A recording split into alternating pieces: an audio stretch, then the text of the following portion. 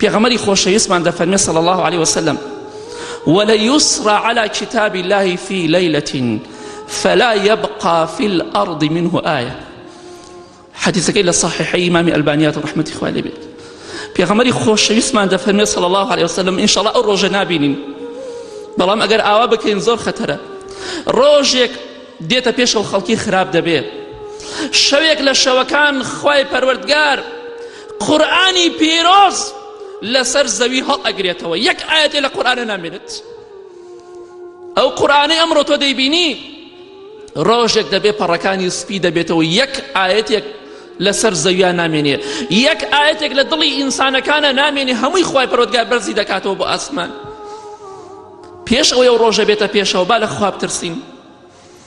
ئێمە کردەوەمان بە قورئان زۆر بەکەمی کردووە، زۆر بەکەمی کردەوەمان بە فەرمودەکانی پێغەمبەری خوا کردووە صلی الله عليه وسلم.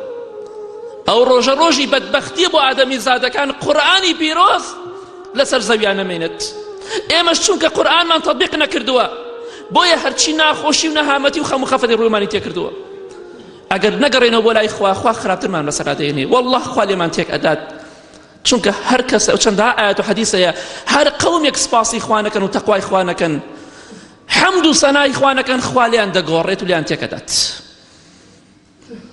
ئەمە سپاسی خوای پەروەردگار لە بەهارە ئێمە بکەین، با شوێنی گاور و جوولەکە نەکەوین، شوێنی سەحابە و تابعین بکەوە، شوێنی سەلەفی ساڵحی خۆت بکەوە، پێشینانی پیاو چاکە و ڕەحمەتی خوایان لێبێ، ئەوان خوا لیان ڕازی بۆ شوێنی ئەوان بکەوە، شوێنی کەسانێک مەکەوە خۆت هەموو ڕۆژێ دەڵێی غەیری المەغضوب عەلەیهیم وەلا ضالین. کوا خوایە غەزەبم لێ نەگری وەکو گاور و جوولەکەکان، خوایە گومڕان نەکەی، بەڵام بەکردەوە شوێنیان دەکەوێت.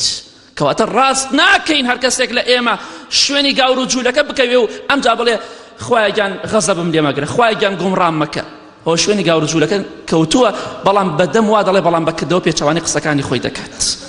یا ڕەبی خوای ئیسلاحی حاڵمان بکەی، لە گوناحەکانمان خۆش بی.